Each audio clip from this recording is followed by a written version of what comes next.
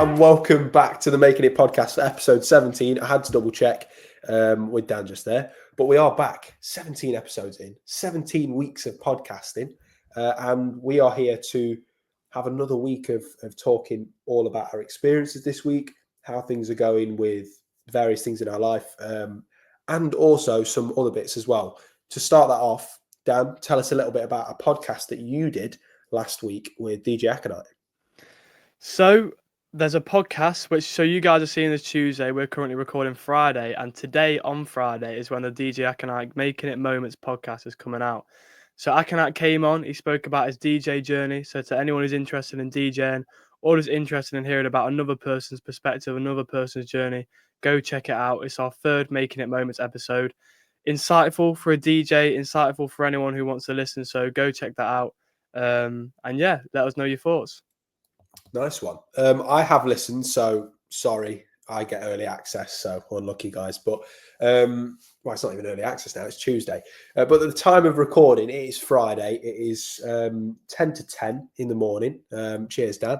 Cheers, mate. No, I'm joking. But we're here and we've got something that I think we'd like to talk about, because I saw yesterday that you, Dan, had been you'd been to the Peak District, the Peak District, not the Lake District. Yeah, I went to Monsell Head in the Peak District.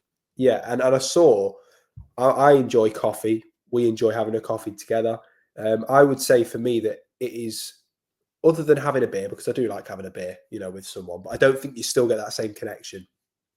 I would say that having a coffee with someone is the most personal, and I would say the best way to kind of speak to someone on a level basis and maybe find out new things about them. So kind of tell us, what is your favorite spot in general to kind of have a coffee with someone? And also tell us about where you had a coffee yesterday, because if I went there, bro, that might be my new favorite spot. Yeah, so I mean, it's interesting because I feel like your spot changes, and I think for the listeners, I think when we say what's your favorite spot, I think we always think like we always have a little area or like a little location which kind of we feel a bit of a connection to. Bro might know a spot, or you just might know a spot. But yesterday I went for a coffee on Monsell Head, and it was this beautiful mountain sort of view, and it was just really nice. But in terms of having a spot, I've got one in Nottingham, and I took you there before actually, and it's this view from one time during lockdown. I just saw this woods outside my window, and I just thought, you know what, I'm biking there, and I biked all the way there, and then I discovered this little woodland, and took you there on was it your 19th? Yeah, Yeah. my 19th birthday. And it's got this view of where we live, and why I like that spot is because, in our lives, everything feels like maybe sometimes a bit of a rush. It's busy. We have a lot of stuff going on. We're almost in our heads in a way. But when you go out there, it's like everything I've ever done, like my whole time growing up, it's just within this small little thing I can just see because I've come out from that perspective. Yeah. That's why I like that spot. But what about you, Jay? You got like a particular spot which you like? I mean, that was awesome because like at one end you had like Long Eaton and then you had Chilwell, and it was just one long line, and then it's just trees. It's so insane. You are just literally a speck on a rock, which is a speck in the universe. It's such a mad. I don't want to go down a rabbit hole because that freaks me out. My spot, obviously Thinking Bench. I like Thinking Bench. Oh, tell the listeners what the Thinking Bench is. Thinking Bench is somewhere that I've been to a couple of times. So I used to do a lot of cycling. And I used to cycle to my dad's quite a lot, and he lives like near the West Bridgeford sort of area. So I'd cycle from my house to his and then go back through town. It's like a 10-mile loop or 10K loop. I don't know if it's K or mile, I don't know. But it's a big loop anyway. And there's like a little bench sort of midway to my dad's. And I used to just like sitting there, just chuck a tune on. One day we'll film a podcast on that bench. We will film a podcast on that bench. I don't think we'll quite go as deep as we usually do when we're on that bench. It'd be quite a sad podcast at times, but it's just a place I like to go and reflect. It's not somewhere I go very often, once or twice a year. But if I think that things are getting a bit too much for me, then, I like to go there. But I would say at the moment, things obviously, despite, it's a week since the op today. So despite how this week's been, I'd say it's been a really good start to the year. I'm really happy with how 2025's been. But that is one of the spots, but I wouldn't say it's the spot. It's kind of tough. I don't think I actually go to a spot enough. I think that's my admission now. I don't think I actually go to a spot just to sort of think about things What you do enough. is the thinking bench, really. That's your spot. It But in is, but terms, I don't go very often, you but know? it is your spot, really. But in terms of a spot, I think it's just a nice thing for someone to kind of someone's spot is just a little place, a little area where you can just kind of go and, like you say, just like reflect on things and have your own space in a way. But something you were speaking about, which I'd love for you to talk about, and I know this week's been a very interesting week for you because you've not really been able to do a lot because you had that surgery, and it's difficult in them moments when if you got an injury or any sort, and there's not a lot you can actually do because me and you, we often have a lot going on in our lives, but I mean, I've been back home. You've not been able to do much physically, so speak to us about that, and speak to us about what you were telling me about what kind of keeps you going. That one thing that keeps you going. That one thing. You're doing it right now, smiling. That's it, bro. That's it. Like the one thing that when I came out of the anesthetic, like the anesthetic was, I thought, this is mint. This is fine. I can deal with this. Like, I've got jam on toast. Like, I'm going to go home in a minute. And unfortunately, I fell over in hospital, and that's when it all kind of went downhill that week. But it just wasn't a good start, really. But after the first 2 days where I was just in bed, completely bedbound, I was like, I can't get out of bed to go to the toilet. I can't get out of bed. After that, I thought, okay, what can I do now? Which is something I said, in a previous podcast. What can you do now? And obviously, you reminded me of that yesterday or the day before, I think. But I thought to myself, well, literally, all I can do is just smile and get on with it, right? Because what can I do? I can't go out and play football. I can't go out to work. I can't go out and do this. Can't go out and do that. I can sit down and do stuff. Like, I can do work that I need to do. I can work on projects that I've wanted to work on for a little while. I'm working on some stuff for when I go away. I've sorted my insurances out for when I go away. Like, all my admin stuff, I'm actually getting done. Check out Jay's Away on Instagram. Yeah, Jay's Away on Instagram, mate. I'm telling you, this is going to be mint, and I want to bring you along with me as well, because it's not quite going to be hashtag style, because I'm not trying to scare my mum too much when I'm out there, but it's going to be cool. So follow Jay's Away on Instagram and YouTube. Thank you, Dan, for the shameless plug. Love that. But yeah, I think during times of like real, like, just, I don't want to swear because I know you hate it, but it is a shit feeling. I mean, this is the worst I've felt. This has been, in terms of quality of life, probably the worst week of my life, without a shadow of a doubt. I could definitely put that, as that. I thought the injury at football annoyed me, and the thing that probably winds me up a bit more is I've just come back from that injury, and now I'm out again, for another few weeks, and it's just like, oh man, but it's all right, it's all going to be okay. So how important do you think it is for not only for you to kind of smile, to kind of get through things, and I don't say smile as in like masking how you feel. Like, I've not masked how I feel one bit. I've told everyone around me exactly how I feel, and it might be a bit explicit. It might not be what they want to hear, but it's how I feel. It's like, I feel crap. There's been times where I've been like almost crying. I'm like, I just don't want anyone to be around me. But the actual smile is just me being genuinely positive. It's like, well, I have to be. So how important is it for you to smile? And how important actually is it for you to see someone else smiling? Perhaps when you walk out the door on that Monday morning or whenever. It reminds me of when I was watching, and I wish they did it more because I really enjoyed it. But Forest did a YouTube video with some of the players, and they called it Coffee Club. Oh yeah, And Morgan Gibbs White said something, and they were talking about mental health, and they were talking about that sort of thing. And he went, an impact of a smile can do anything. And when he said that, it resonated with me because I love to smile. And for me, smiling it comes pretty naturally. I'm very fortunate for that. And I think a smile can really make someone's day. Particularly I think of when I'm working at the pub and we're on a shift. And realistically, when you're at a shift at a pub, some people obviously want to be there, but most people kind of are there because it's work, really. But you wanna enjoy work, and I like to go around. I like to be quite jolly around the pub, and I like to make people's day, and I like to smile. And I think for me, smiling for myself, I can feel that sense of joy, but it also brings me joy because I can have an impact on someone else through smiling. And I just think, and you just never know what's going on in someone's life. And Hmm. I love to smile at strangers. Not that sounds proper creepy, Yeah, but I've you get seen what Dan when he drives past you. what I mean is when you're walking past someone in the road, just give them a little smile. It's like it can make someone's day. And I think smiling is such a simple thing we can do, but we could do a lot more. And sometimes I think to myself, for people who do wake up sometimes and they're a bit, I don't know, I don't want to label it as miserable, but some people do wake up and it's not their day. You've had a few days this week where you've woke up and the day's not started off as your day in a way. You've not been buzzing to wake up. And I feel very fortunate because most of my days I do feel that. And sometimes I feel like, am I lucky? Am I not? But I want to be able to use that sort of energy I have to then hopefully give someone else that energy because some people may not be feeling like that.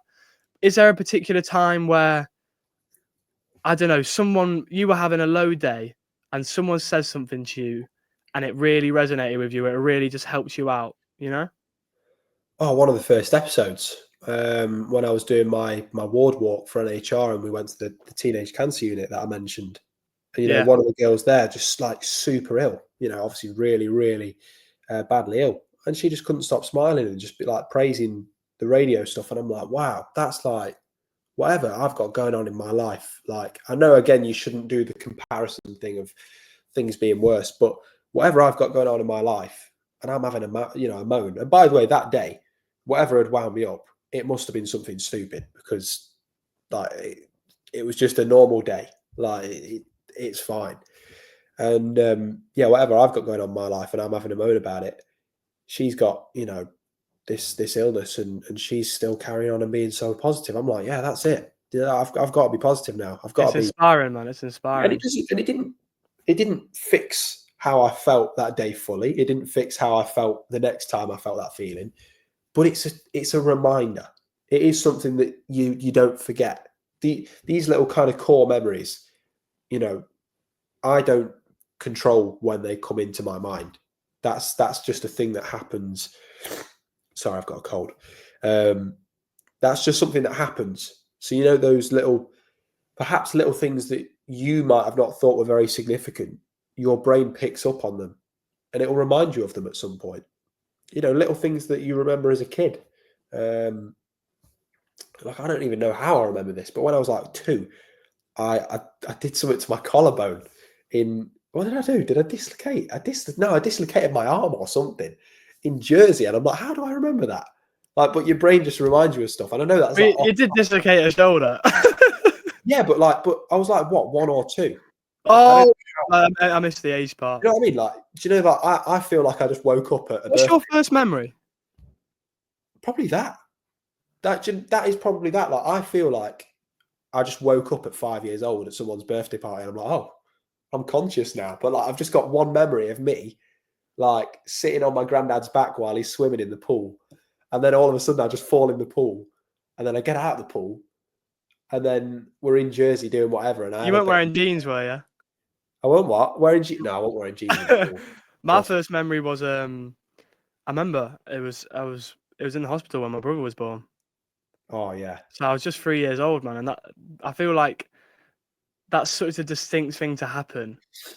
But that's my first memory, and I'm fortunate that's my first memory.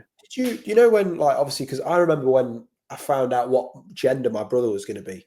I remember that day really well. We were at QMC, and my stepmom was having the scan, and they're doing all that and whatever.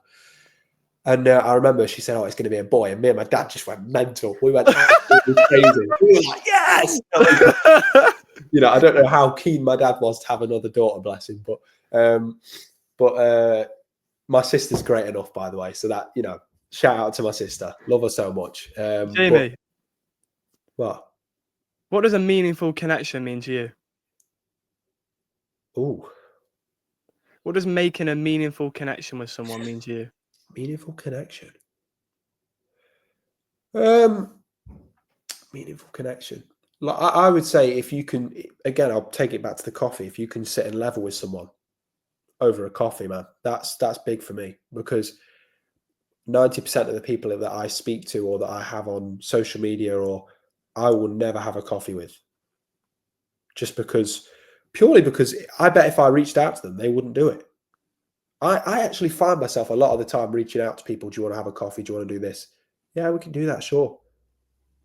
It never comes up. If that is you, we won't have a coffee. That's it. Like, I want someone that wants to come and have a chat. Do you know what I mean? I love having a chat. If I've got nothing to do in the day, let's do it. But a meaningful connection is someone you can have a coffee with. It's someone you can confide in. It's someone that you've connected with without a sort of, I don't want to say ulterior motive, because that sounds a bit sinister, but like without something external influencing your reason to connect with them. Yeah, I like that. Because for example, we all want to progress in our career. Therefore, we network with people, or we should network with people. You should network with people. And of course, I would say there is an influence there. So when you connect with someone on LinkedIn, you go, "Oh, I'm really keen to know more about your work." I don't think there's anything sinister about that, but there is an external influence. Whereas where I'm making a meaningful connection, and it can be spontaneous as well. Like, I could just be walking down the street, bump into someone. Oh, we're mates now. Like meaningful connections, they are just things where there isn't that exterior motive. And actually, I do think perhaps, Dan, the best meaningful connections are sort of spontaneous and they just come about. Like, I would say that our friendship, because we've known each other a while, but I would say our friendship, the meaningful connection part, came spontaneously. Yeah, So 100%. what would you define that as? I like what you said about there not being an exterior motive and it just being a pure friendship and nothing else needs to come from it, really. But for me, I think a meaningful connection. I think a good way of maybe looking at it is what's not a meaningful connection, and Okay. like you say, it's making a connection with someone because you want something from them, making a connection with someone who you don't actually really agree with that much, who you actually don't really want to spend time with. You've just kind of found yourself spending time with them, making a connection in a way where you could be spending time with someone and they're doing things which don't align to your values. So I would say making a meaningful connection is making a connection with somebody where it feels authentic, it feels raw, it feels true. You don't feel like you've like you said earlier in the podcast, you don't feel like you're putting a mask on. You know, you can be your full self with them. I think a meaningful connection is pure, and I don't think there comes a lot better than that. I think meaningful connections are very powerful and you can get so much out of them. And it's very interesting because I think when you have a meaningful connection with someone where you actually care for them, I think that's a really big one. I think you actually care about their life, you care about what's going on. Because sometimes, I don't know, maybe you live with someone and they might walk through the kitchen and you have a little chat, and some people might think to themselves, "Oh, I hope they just move on. I'm kind of enjoying my own space." But what if you actually started speaking to that person? Started actually being a bit open with that person? There's a lot more to people than you ever know. Always. That is never not going to be true. I've had plenty of conversations with someone where it started off as a little chit chat, and then out of nowhere, it becomes a deep conversation Yeah. where someone's opening up to me about something which has been nagging them. And I think maybe sometimes we don't have enough deep connections because I don't know, maybe you feel a bit awkward having a conversation. Maybe you don't know how to be open with someone. And if you're someone that struggles to have a meaningful connection, that's another one. What if you actually struggle to make meaningful connections? I think, first of all, that starts with be yourself. And I'm sure you would agree with that. If you're Yeah. yourself, the things that are authentic naturally draw to you. And I think another thing is listen to people. I think a big one, and a lot of the time, someone comes to someone, and often sometimes people want a solution. But let's say you, right? Let's say this week, a great example, this week when you've not been able to do much. Yeah. You know when I've been on the phone to you and I've asked how your day is, I've got a question. What did you prefer? Did you prefer just being able to talk to me about it? Or did you prefer maybe one time when I gave a solution?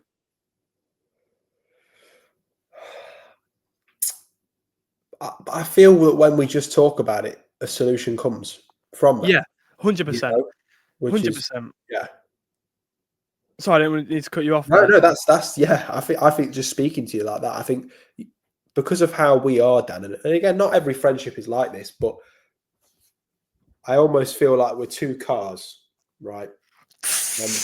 Wait for this. I Please love wait. your metaphors. Let me cook. I'm going to put my Thierry Henry face on. We're two cars going down a highway, okay? Slow lane, fast lane. There's a lane in between us, bro. But at some point, those roads are going to come together into one lane. And that's what our conversations are like. We're just traveling along this same highway, just traveling and just chatting and whatever. And then eventually it just becomes one lane, bro. And that's when you find that solution.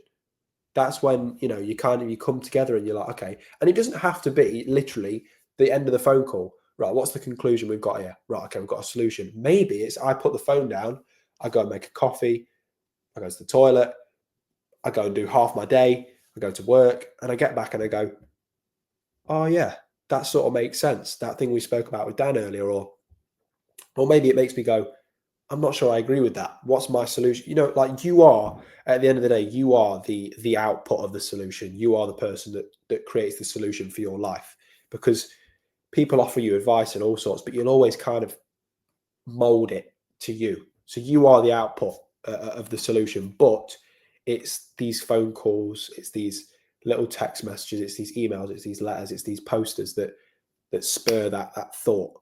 Yeah, and Yeah, a big one, and I think what draws into that solution is when someone first talks to you or someone first opens up to you, just listen. Like yeah, I've had plenty of times where, and I've been working on this a little bit recently. It's not something you work on, but it's something I want to be able to be better at, because I want people to be able to be more open with me, because I want people to get they're really struggling without. And when someone's talking to you and they're opening up to you, you know that sort of awkward pause you can have in a conversation. yeah, Just listen to somebody when they're opening up to you, and don't feel the need to say anything. I found a lot of times when you just sit there, they carry on and they carry on and they carry on. Simon Sinek once said it: when someone's opening up to you, just sit in the mud with them. Tell them go on, keep going, keep telling me what's up, because there is often a lot more to what's on the surface.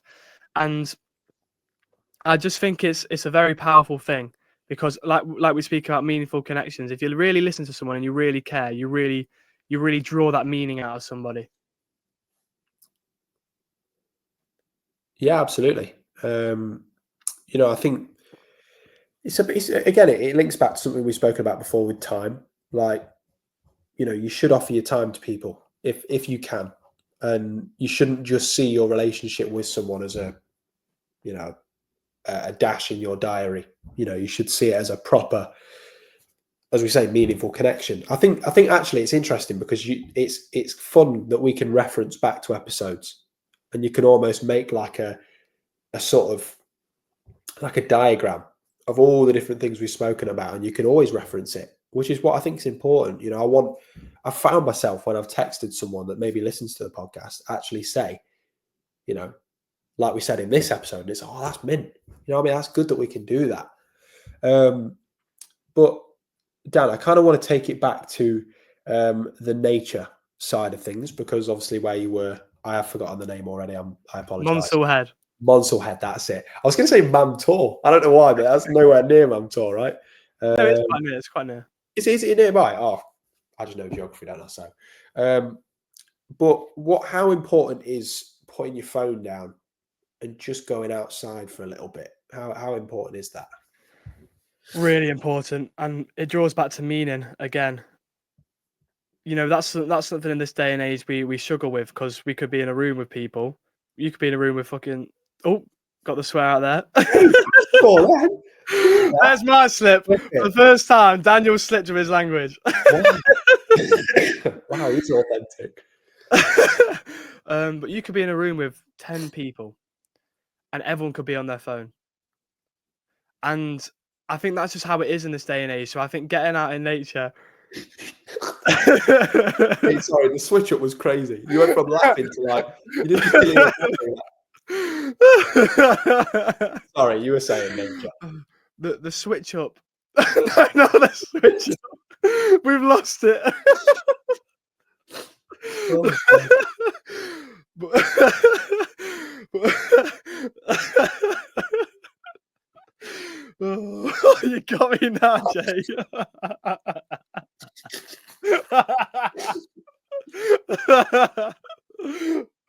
Head's Oh. gone. Being out in nature it means you you Okay. lost. Sorry. We'll have to Nature is good, Dad. cut, we'll have to cut a bit of this out, mate. I'm not cutting this out. This is brilliant. Oh.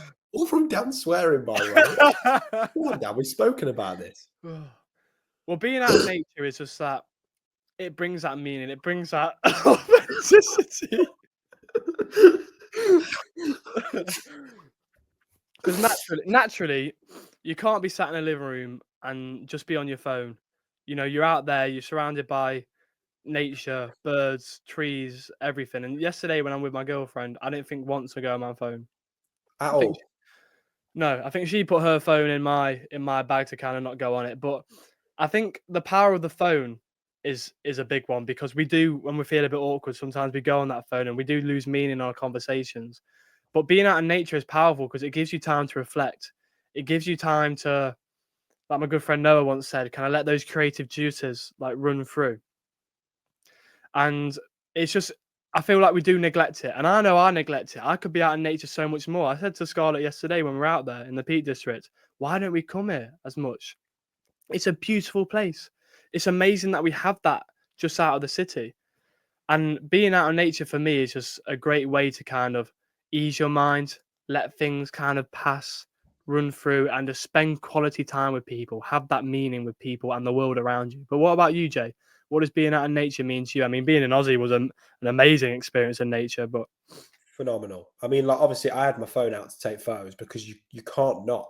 You know, like what I was seeing was so beautiful that I'm like, there is no way that I don't have some sort of physical memory of this. Like this is I'm trying to think of my favorite. Oh, that was it. So when we going to like these waterfalls and it was somewhere inland. I don't quite know what it was, where it was called. I'll find out. But um, we were driving down this road, and it's just this massive, like it's almost like a mountain road. Like you're literally going just winding roads for about 2 hours. It's terrifying, really, really scary. And we saw a kookaburra, these little like Australian birds that you just don't see very often. I'm like, no way. And I had to get out of the car. I'm like, no way. I'd see the kookaburra up there, and that was like I'm just in nature, just enjoying it. And all right, I did take a photo, but like, I think one thing about going on your phone is that everyone feels like, at least in our culture, they need to fill out every single moment doing something, whether it's because they've got an ego and they want to look busy to impress someone else, or because they feel awkward. If you go to Italy, if you go to Spain, if you go to Australia, if you go to any of these places, in their culture, and it's not for everyone, I get it. You know, the younger people, naturally, that's what we do. You know, we go on a phone, you stop talking to someone, right? All right, I'll check the news or I'll do whatever. You go to Italy, they're just sitting there with a coffee, looking out into nothing, just thinking. Do you know what I mean? They're just sitting there, like just chilling out. They might have a cig on or whatever. You go to Australia, they're just walking down the beach, like they're appreciating. it's massive. And I was reading an article yesterday that I saw on LinkedIn through this guy called Doug. I can't say his second name, so I'm not going to try it. But it was about laziness. And it was about a definition of being lazy. And I think some people in life don't do enough work. They could be putting more work in for the opportunities they've got. But sometimes I think there's room to be lazy sometimes. Sometimes I like to just sit and What's chill and your do. definition? My definition of lazy. Yeah. Well, for me, lazy has negative connotations. For me, being lazy is not working and it's not putting in the graft, which you should be. Maybe relaxing is a better way to define kind of chilling out and not doing too much. But maybe there's a couple of definitions to being lazy. Maybe there's one version of lazy, which is just not putting the work in. Or there's another version of lazy, which is good for you. You know, we need to do nothing sometimes. Like you say, those people in Aussie, Italy, Spain, who do just chill out and do nothing sometimes. Stuff like that, like we say, being out in nature. it brings creativity. You know, if we're always on the move, we're not reflecting, we're not thinking, we're not giving our brain time to rewind and refresh. What about you? Um, well, I was going to say that I feel like I associate work with being lazy. Like the word lazy, I associate with a career goal or something. I would say that if I'm in bed, staying in late on a weekday where I'm not at work, I'm having a rest. I'm having a lie in. You know, I'm knackered, whatever. Um, sorry, I sound like I'm pinching my nose at the moment. This is awful, but I would say that if you are lazy, the definition of lazy is coming short of career goals or short term or long term, whatever you want, for the sake of um, for the sake of unneeded rest. Like that's what I would say that being lazy is. I would say that if you are someone that is inherently lazy, you're falling short of career things. And people are naturally lazy. I get it. Like there is people that are naturally quite laid back. For some people, that works for them quite well. For others, maybe not so much. But you know, everyone's different. But it wouldn't be my choice to be lazy. We all have days, though. We do all have days. You know, we are human. That's the most important thing to remember. That if you are lazy one day, I don't think that Satan's going to come down and spite you. Do you know what I mean? I don't think he's going to just wipe you off the face of the earth for being lazy. This happens, but you know, it's important that if you really are passionate about something, then you know you've got I to put the think, effort in. And I, perhaps maybe people are lazy because they're doing something they don't want to do, which is a natural yeah, part of life. I think it's your perception on it. I think if your perception of being lazy is I'm just doing absolutely nothing because I don't want to, then it's not going to be very good. But if your perception of being lazy is almost like a break, then it's having different perceptions on things. And I want to draw on something you said a bit earlier in the episode. You talked about interpreting things in your own way. It was very brief when you said it, but Callum, who you know, he came out with something really good. You said it before. He's a bit of an idea generator at times. And I said to him, I said, sometimes when I get a piece of information, which is like, wow, this is a really good piece of information. Maybe you've said something, maybe a mentor said something to me. And I'm like, wow, I can't believe I had this information. Sometimes I'm like, this is too good to almost be true in a way. But I think the way we have information, the way we interpret it, like my friend Callum said, I'm going to nick his metaphor, it's like a bee. A bee goes to different flowers and gets different bits of pollen. It doesn't stay in that flower for too long. It gets its pollen, it moves on. It goes to another flower, gets its pollen, and moves on. I think we can treat that like information. Get your information, interpret it in your way, use it in your way. Go and get some more information, interpret it in your way, use it in your way. You know, sometimes people want to give out information, and I find it interesting because we look at all these podcasts, and specifically, I think financial podcasts. You know, why are people giving out their money secrets?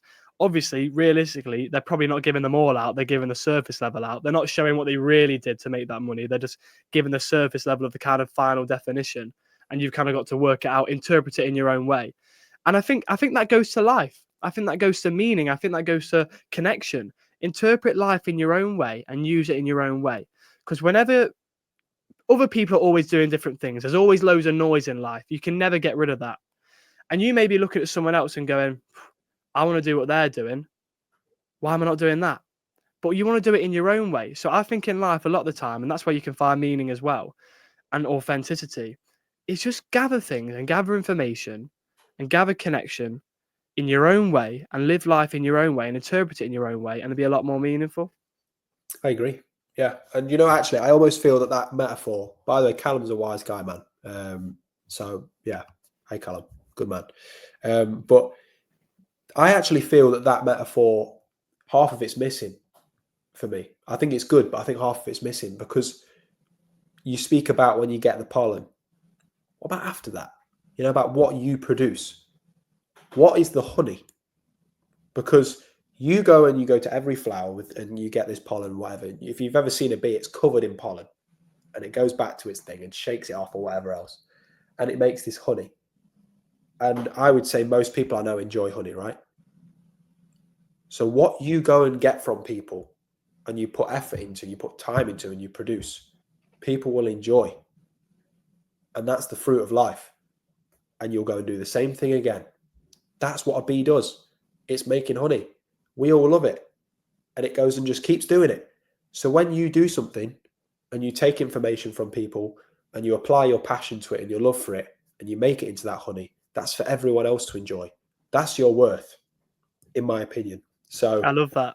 I think that metaphor is mint, but you can't not talk about the honey, man, because that's the important part. And to be honest, I could do with some local honey to get rid of this cold. Do you know what I mean? But it's been a very meaningful episode, this. It's been a meaningful episode. Could that be the title? Who knows? Right? There'll be a phone call coming after this. Jay, what do you think of the title? But no, I think it's been a really good episode. And one last thing on the laziness thing: you reap what you sow. That's the quote I will give. You reap what you sow.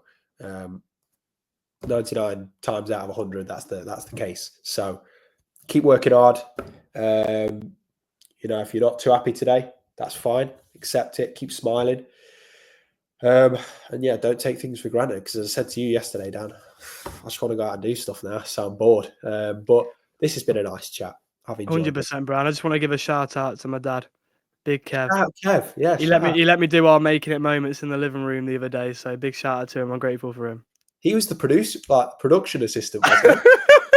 Was he there with like the little clipboard like that? Like, he had like the little like glasses and the hat on, like in the director's chair.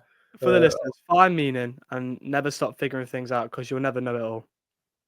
Absolutely. And also don't forget to tune in to Dan's episode with DJ Aconite as well, which is out today as time of recording, but it was out on Friday. Spotify, YouTube, check it out. And of course, if you've enjoyed this podcast, shout us, text us, whatever. makingitpoddy@gmail.com if you want to email us, or makingitpoddy across the social media. Run up the TikTok as well. I don't do TikTok, but it looks pretty good. So get on our TikTok and look at some of our clips, because they're either funny, deep, or they've got some weird little trolls at the bottom of them. So have a bit of fun with that. But anyway, have a good week, people. Been great talking to you. Episode 17 of the Making It podcast. See you soon. Take care, everyone. Cheers, guys. Bye. Right all night. Feel so right.